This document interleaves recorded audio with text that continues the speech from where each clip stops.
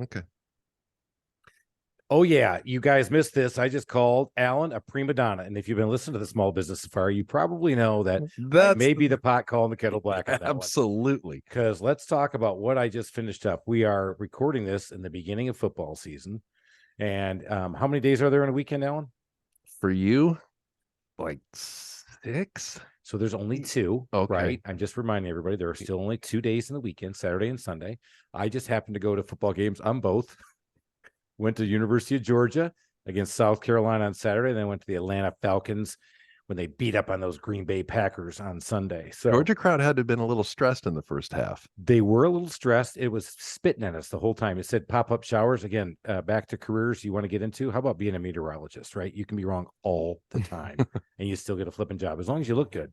So that's why, of course, we're on a podcast, and we got to get ready to rock and roll because we have got some really cool knowledge to start spreading with everybody today. I came across Mark Herschberg, who's going to be joining us today, who is the author of the Career Toolkit, but is also a fractional CTO.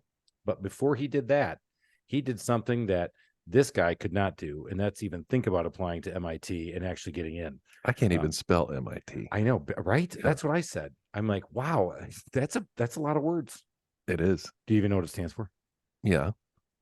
Massachusetts Institute of Technology. Nice. All right. Good. All right. So we're up. We're going to catch up with Mark. Mark, welcome to the podcast. We're looking forward to knocking down some knowledge and learning a little bit more about things. Well, thank you for having me. It's my pleasure to be here today. All right. I got to go back to this. All right. So you started out, you go apply, and you said, man, I got the chops. I'm going to MIT. Is that the only school you applied to, or did you have some backups? I applied to a couple different Ivies, a couple non-Ivies like MIT, and I think Stanford was the other non-Ivy. I looked at University of Chicago, but I grew up in Chicago, didn't really want to go back.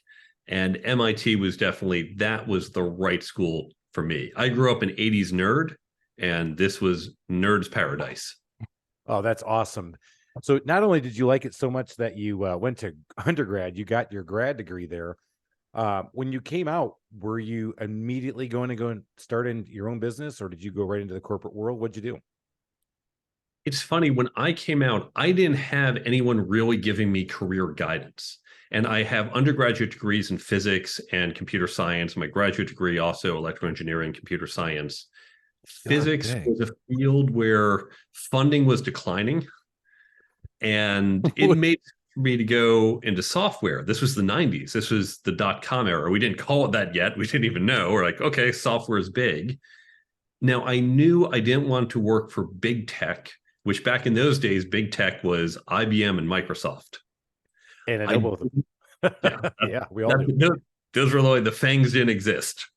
I knew I didn't want to go to Wall Street. I knew I didn't want to be a consultant. So I knew what I didn't want to do. So I wasn't sure what I should do. And I kind of fell into startups just by process of elimination. So, well, I guess I'll take this job. I don't know. I'm not really excited by it, but I need something. And it turned out to be the right fit. So I did not know what I wanted to do back then because I didn't know about career planning.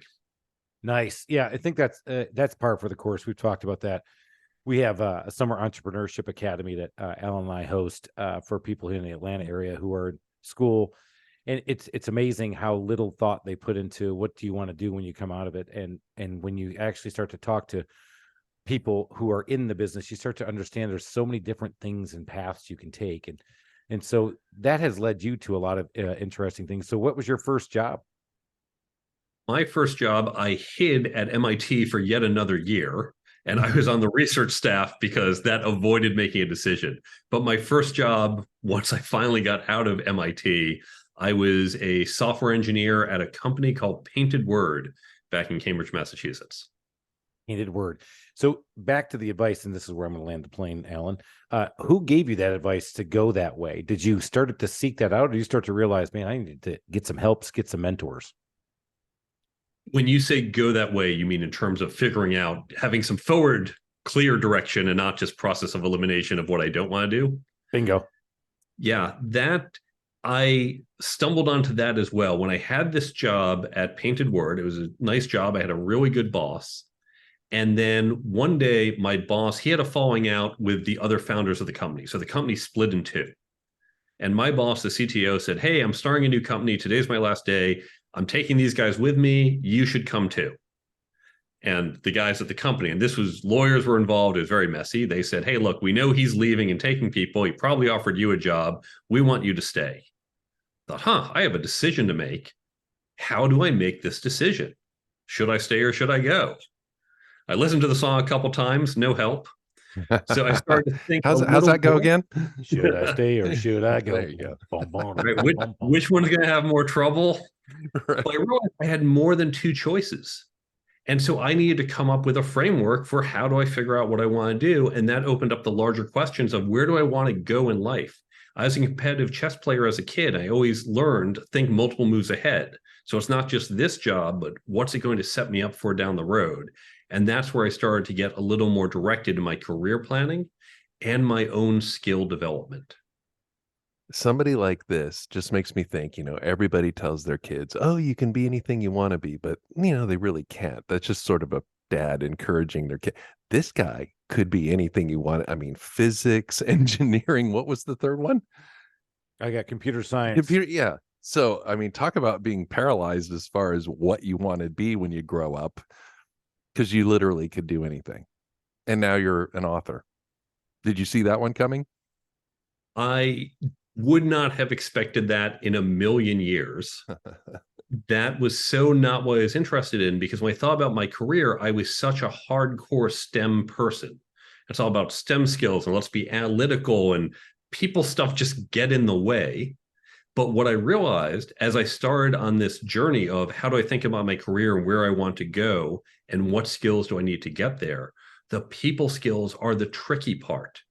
Not only because there's no hard and fast rules. For every rule, you can find an exception, but also because no one actually teaches us this stuff. They tell us, you need to be a good leader. Oh, you need to network. That's so important. They tell us all this stuff, but they don't teach us how to do it. So I had to figure this stuff out on my own, and then realized other people could really stand to learn this as well. And that led me down the path of teaching at MIT and then the book. Let's go back to painted word. Go. You said, should I stay or should I go? Somebody offered you an opportunity. You decided to go through door number 2 and go that way. When you talked about building your skills early on, what were those skills you were building?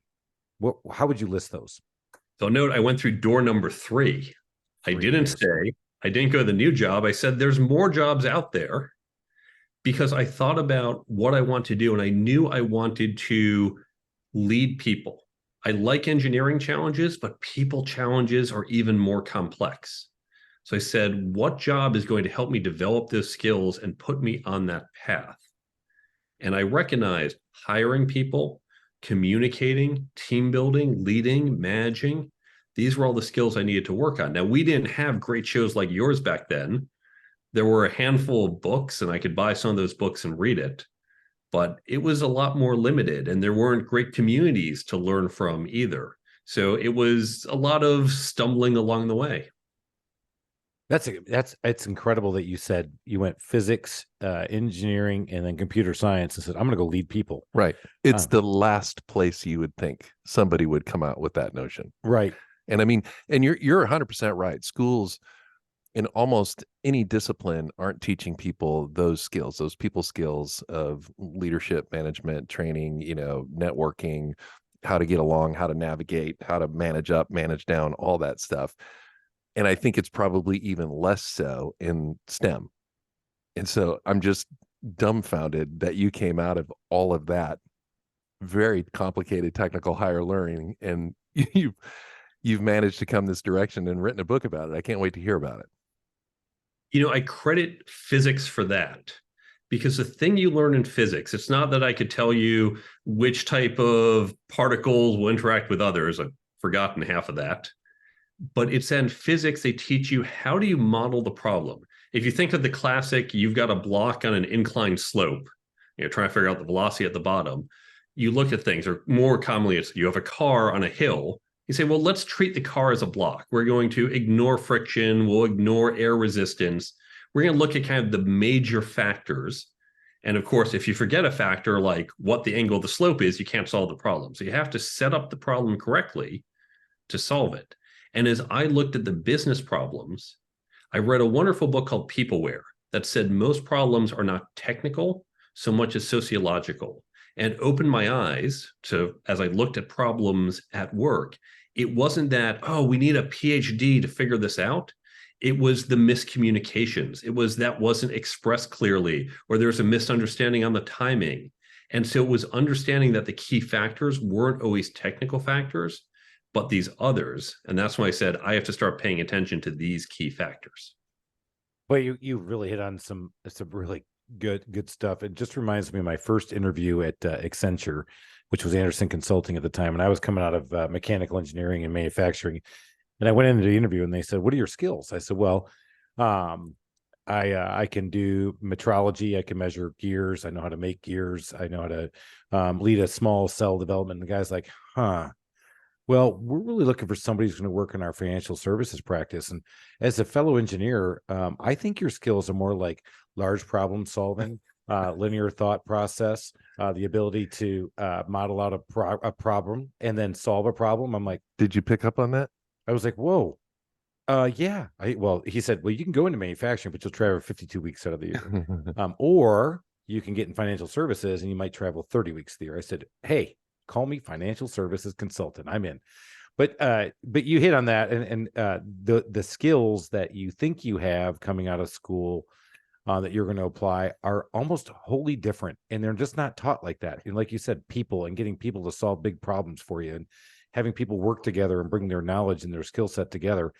That's one of the biggest things that I see failures in companies happen, is that you can't get the smartest people in the room if they can't solve a problem with leadership and social skills that you just talked about. So the whole time he was telling that story, I was thinking, man, his kid would have kicked my kid's ass in the Pinewood Derby. Your kid's going so down there. And oh, by the way, when he said he was a chess champion, I was like, is goldfish considered chess? Is that the same game? No. All right. Angry Birds. So as you started to develop that, I think, a lot of people, your first job out of school sets the tone. So that's your grunt job, or maybe it's your job you had in high school, and for me in machine shop. Where did you start to learn the supervision skills? Is that door number 3 and you were immediately in charge of a team? A lot of the jobs I've had are ones I created that I would just make up that didn't exist. And I found, as I was looking between these two choices, go to this new spin-off where my CTO was going or stay at the current one. It was, again, the dot-com era. There's a lot of stuff going on.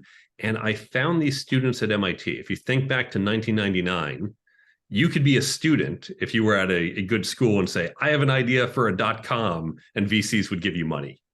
And so I found these students who were on the cusp of getting money. I remember I showed up, I was in their living room, which is where they were working out of. And they had been looking for a software engineer. And I was looking for like a senior software engineer job that would let me do project management. But I realized all these kids, and I say kids, they were all still in school. In the land of the blind, the one-eyed man is king. And I knew a lot more about projects than they did. Not a lot more than others, but more than these guys. Teachers have to be one day ahead of the student. Exactly. And I convinced them, I said, you should hire me to lead your engineering team. And they said, okay, sure. And so I got into a director of engineering role and learned as I went. So, all right. Some of the first lessons you learned right off the bat were? I learned that people they haven't been trained in these skills, so I have to train them. And I started building up my own training programs. And even smart people they're not smart about everything. In particular, project management. And this is a skill we see over and over again, especially in software, and we see in some other things, where people will give estimates. And we are just, as humans, terrible at estimating software. There's certain things we're good at, some things where we've built stuff like this for centuries. And so we know, how long does it take to build a bridge? We might be pretty good at that. There might be new types of bridges where we're not so good at. And so when it's new types of engineering in general, and software was certainly newer and continues to be newer in a lot of ways, our estimates are terrible, off by 50%, 100%. And so we need to really focus on getting better estimations and learning and improving, because we just can't live with this low baseline. So that first one must have been a gangbuster. Are you just one below Zuckerberg, or where did you guys end up with your first software venture? Yeah, it didn't quite make it to the $1 billion mark. In fact, we had a pretty good exit. I joined the first week of January 2000. Now, if you remember your financial history, March of 2000 is when we had the dot-com crash. So the markets crashed. The kids are really confused because the market only goes up. Who's ever seen a market go down? I was old enough to remember in the 90s and early 90s when there were recessions, like, markets go down sometimes. So everyone's very confused. It's really just a wasteland out there, and people are getting laid off left and right. We managed to sell our company for $40-some million in the fall of 2000. So all right, that's a profit, and it was a decent exit for the time, given where the market was. well done. That's awesome. That's amazing. That really is, because I do remember I was at Accenture when that was happening, and watching guys leave to go after that .com, the bubble as it were at the time, and watching guys go, that didn't work. Yeah. I just remember how smart I thought I was with my E-Trade account until that March. Yeah. Because you're like, hey, I'm just like these kids. All the markets go up, right? Yeah, I know. Hey, I picked a winner. Oh, I'm on a hot streak with this one. And then they all went to poop. All right. So you exited out of that one. You're building your skill set. You're a senior director of engineering. Was it time to go into another startup? I was at that company for about 2 years. And at that point, my mentors had said to me, given where you want to go, I knew it was time for me to leave that company. I said, given where you want to go, you might want to try consulting because you're going to get more exposure to more things. I said, okay, let me give this a try. I had no idea what I was doing. I just said, all right, I'm leaving the company. I didn't even have a new job lined up. I fell into helping MIT set up the program where I've been teaching unexpectedly. That was a small side job. But the other thing that happened is I got connected to a job at Harvard Business School.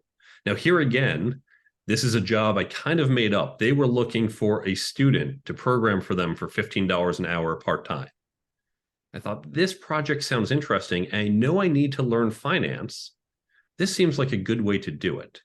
So I reached out to the professors, asked them about their project. They said, yeah, we built this thing, but it has all these problems, and here's where we want to go. And we think we need someone to just fix some bugs.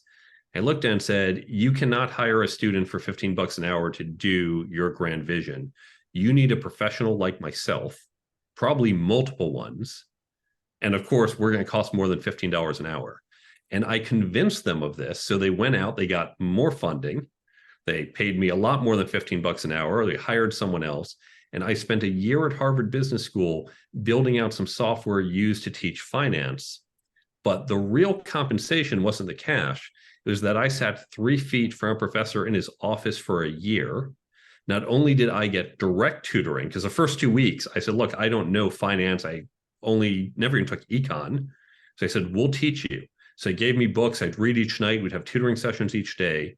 And throughout the year, not only did they tutor me and guide me, I was a fly on the wall for so many discussions with faculty, with students. I'd have lunch every day with other junior faculty members.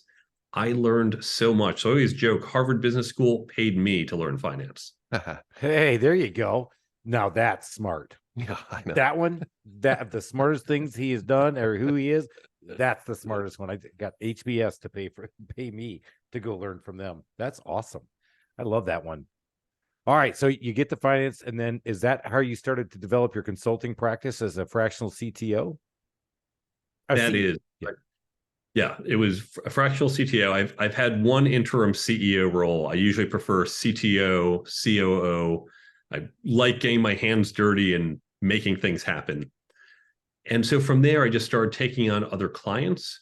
First in Boston, they moved to New York. And I did some in New York as well.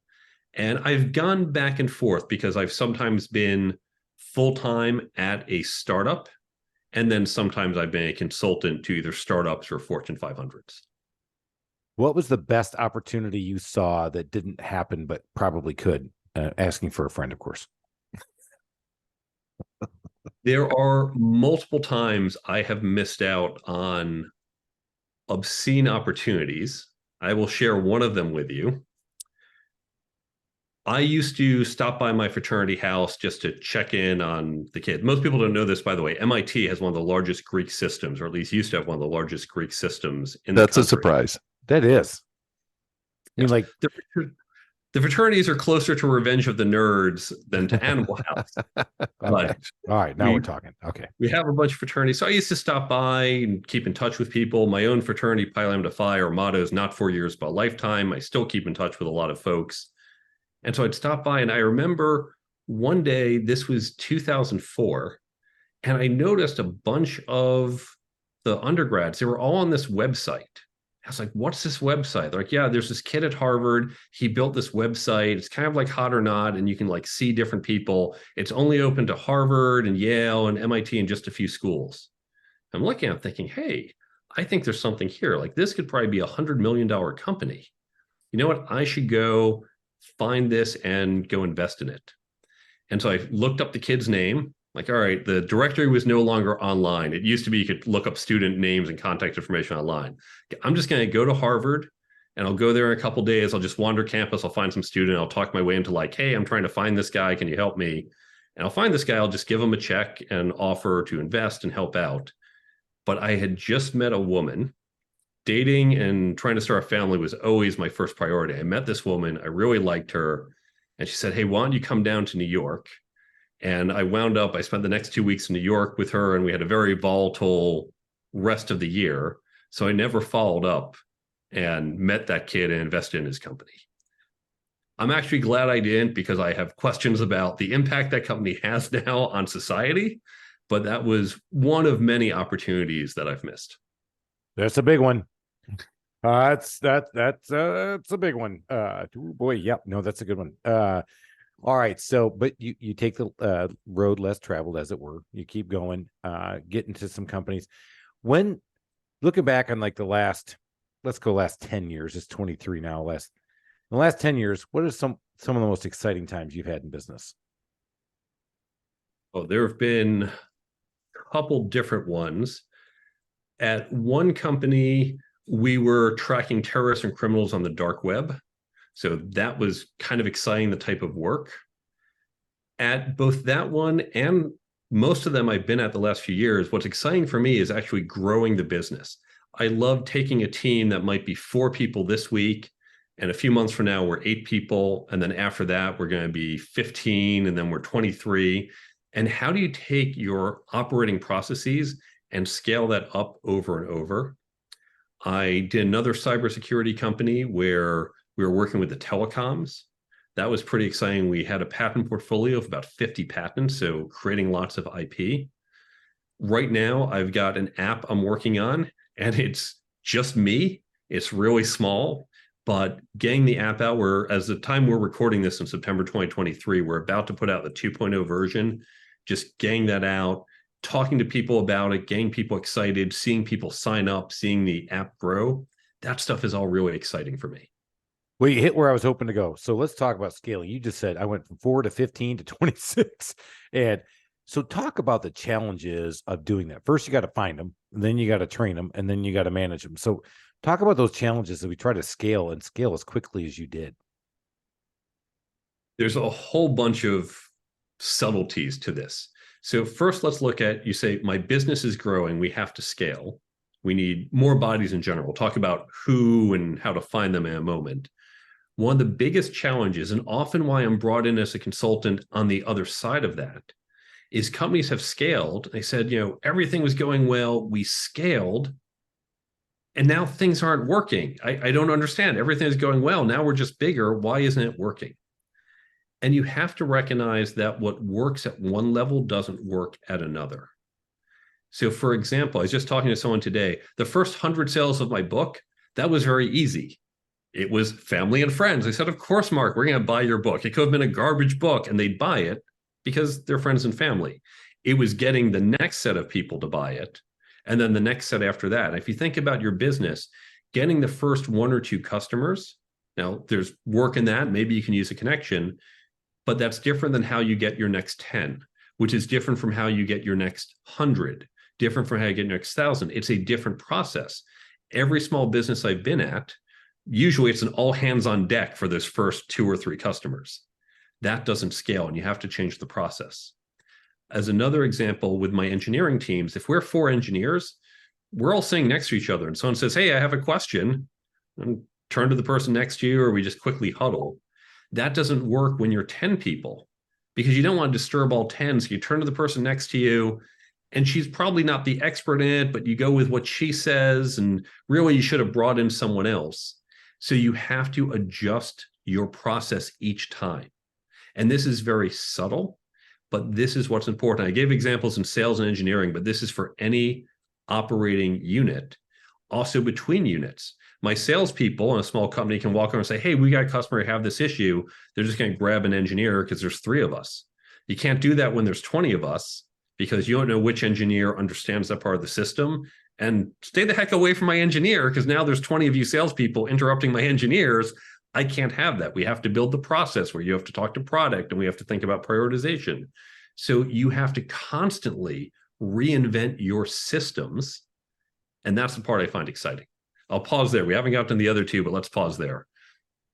Well, I think it's funny, Chris, that you wanted to go into scaling when he was talking about all the things that were exciting in the last 10 years. I'm like, really? We're not going to talk about cyber stalking terrorists at all? Well, we can go You back just to dark glossed over that. All right, let's go back to the dark web. First of all, thank you. Is it like it is in the movies? And can I sleep well at night based on people like you?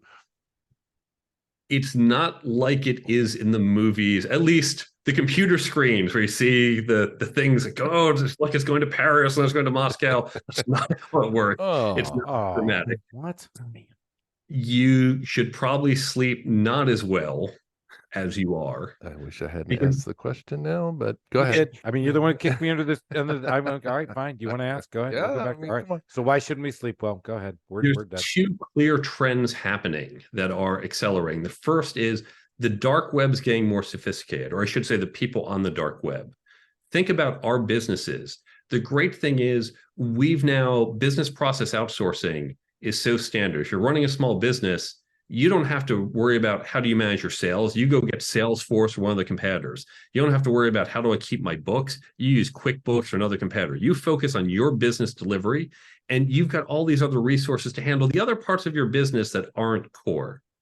Well, the actors on the dark web kind of figured this out. And they said, hey, you're good at finding exploits. So you just find the exploits.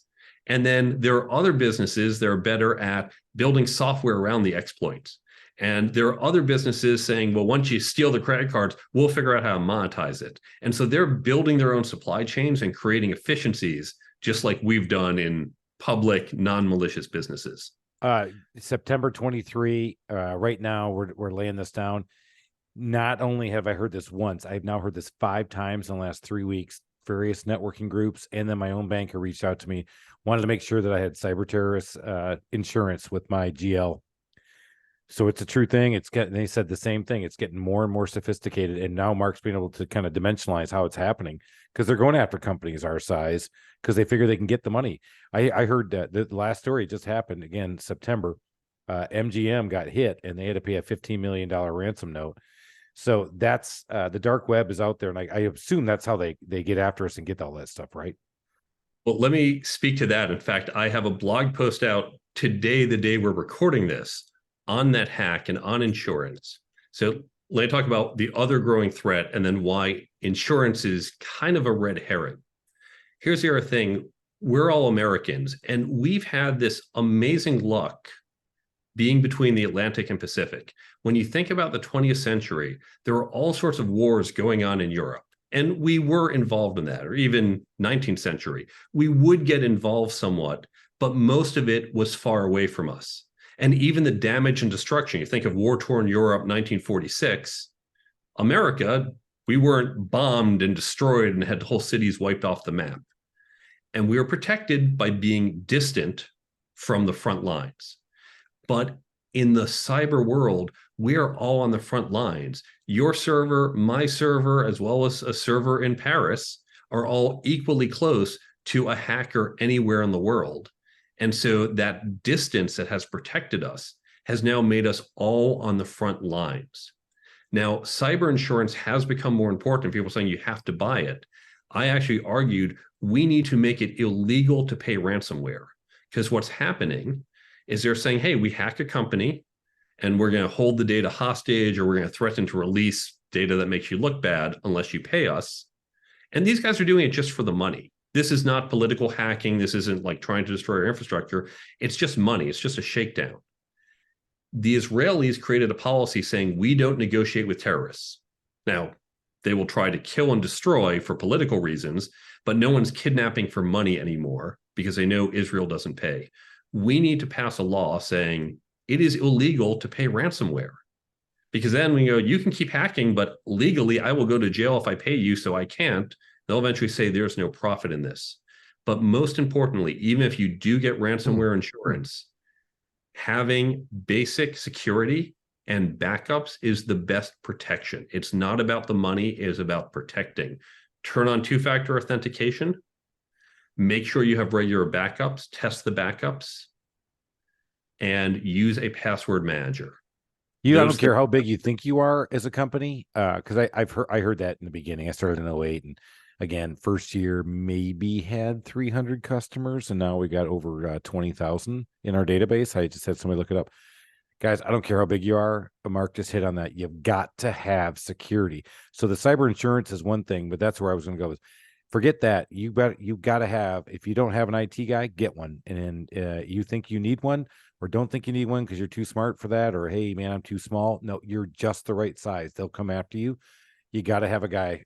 We said last year that one of my computers was attacked 180 times a day. So we had to take him off the network, and good Lord, 180 times a day.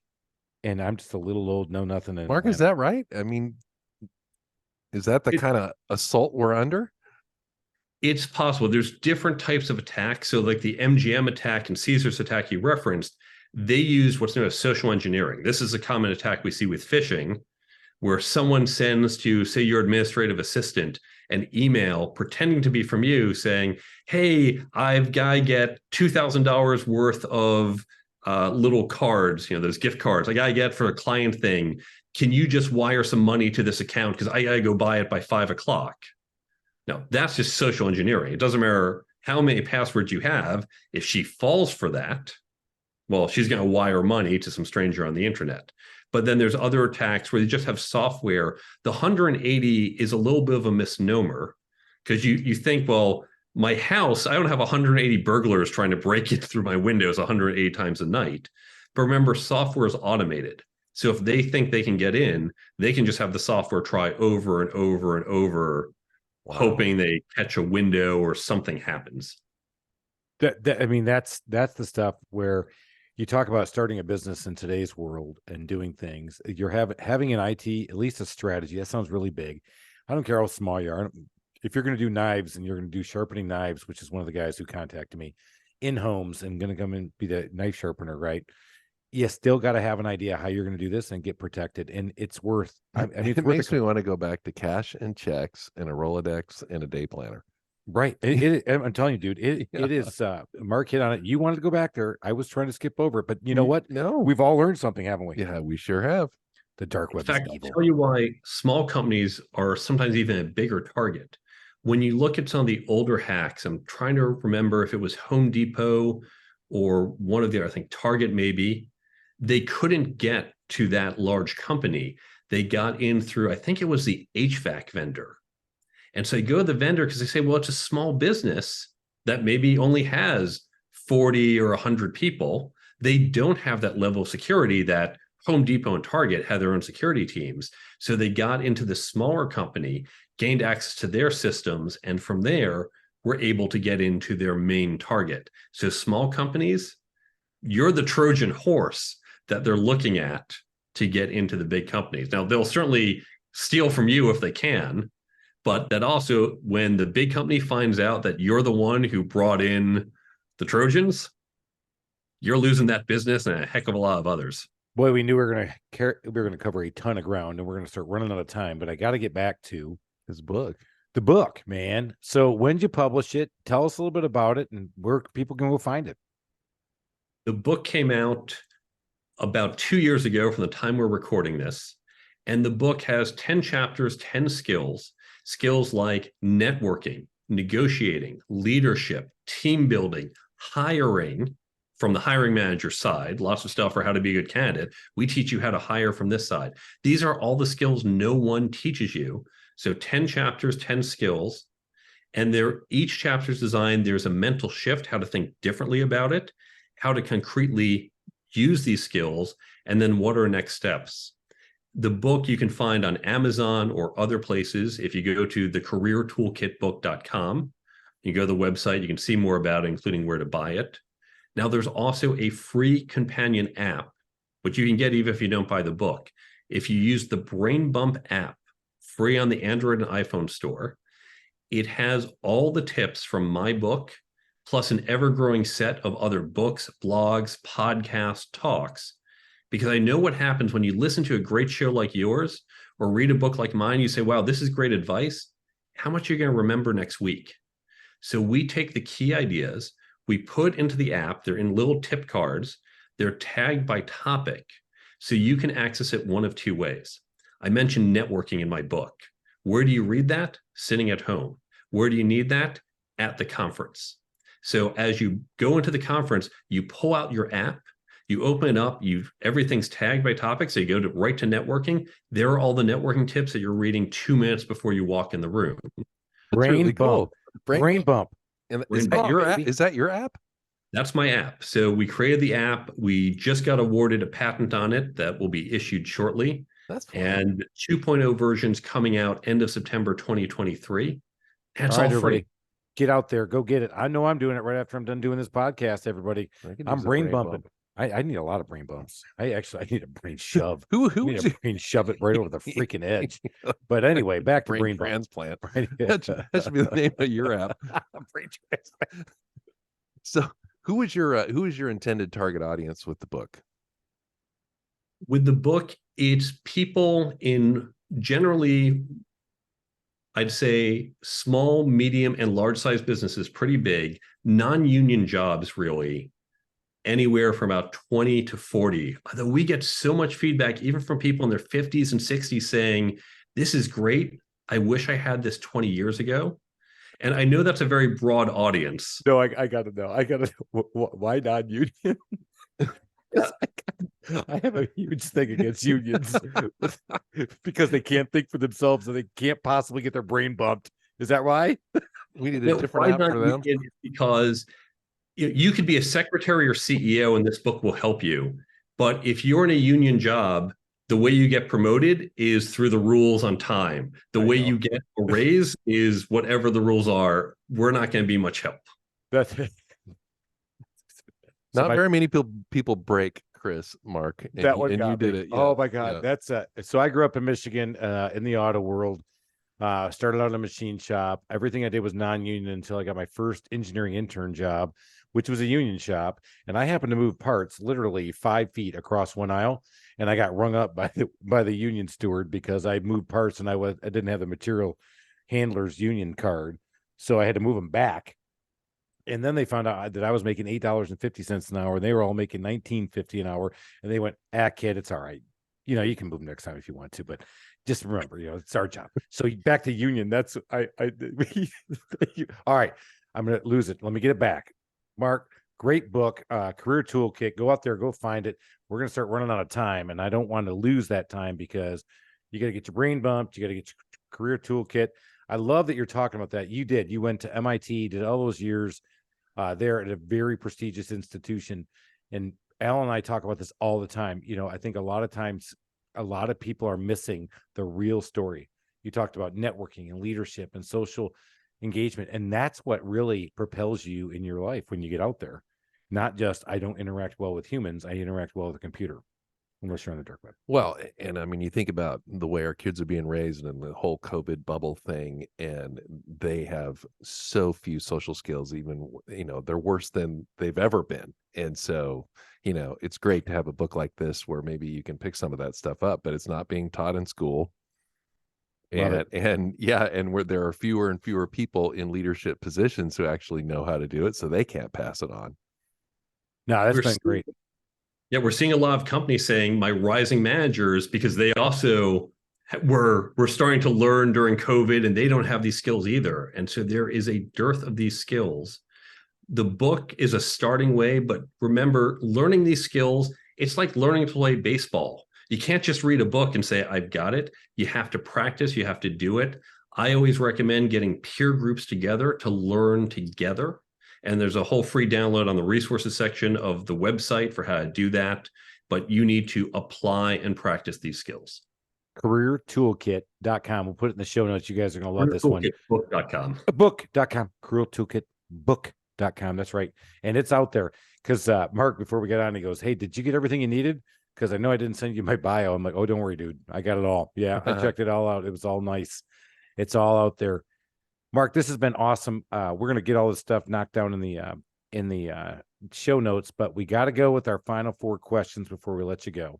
And hopefully you've read up and you've studied up, because we know you have, because this is going to be worse than a thesis defense right here, my friends. All right, number 1. I'm looking up BrainBump. All right, come on now. Let's finish the book. All right, give us a book that you recommend other than the ones you've already recommended.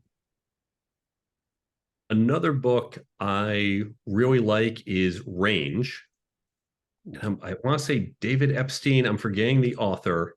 He was a sports writer, and he wrote a book saying, we teach people to be deep and be experts in their field, but having a diverse set of skills, which is how I've lived my career, really provides you certain competitive advantages. So I really liked Range.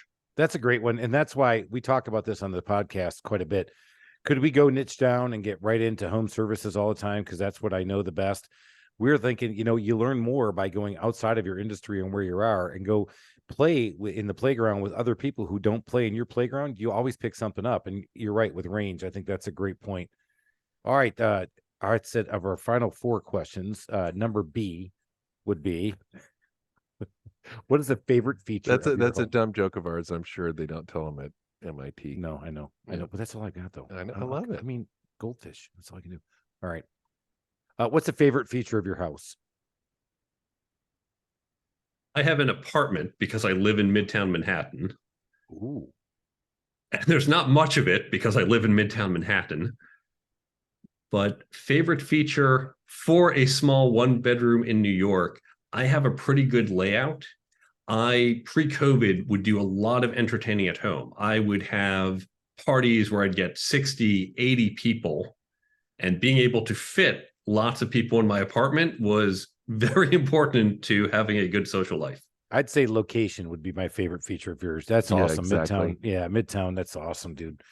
We're just sitting here slumming around in Atlanta, where, by the way, you want to be an hour away from Atlanta? Be in Atlanta. Because this morning I tried to get somewhere. It took me an hour and a half to get there. I'm like, you got to be kidding. I just went 22 miles in an hour and a half. Right. All right. One of the things that we are big on is customer service, because we are customer service freaks. What is a customer service pet peeve of yours when you're out there being the customer?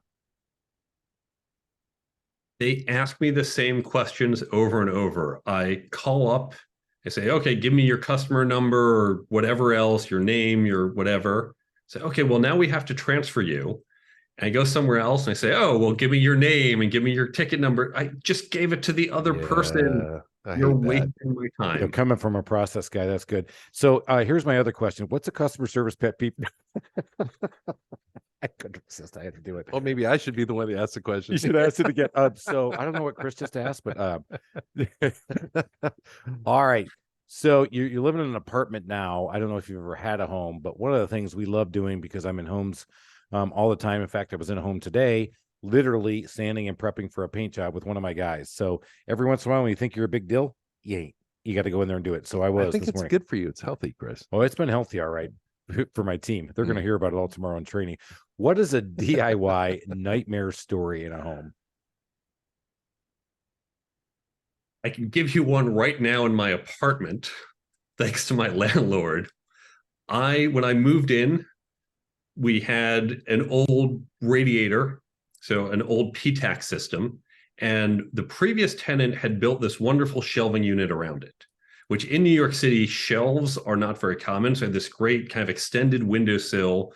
I was losing almost a foot of space in my apartment, but that's okay. A foot, from the wall, but I had these shelves I loved, and it was flooding.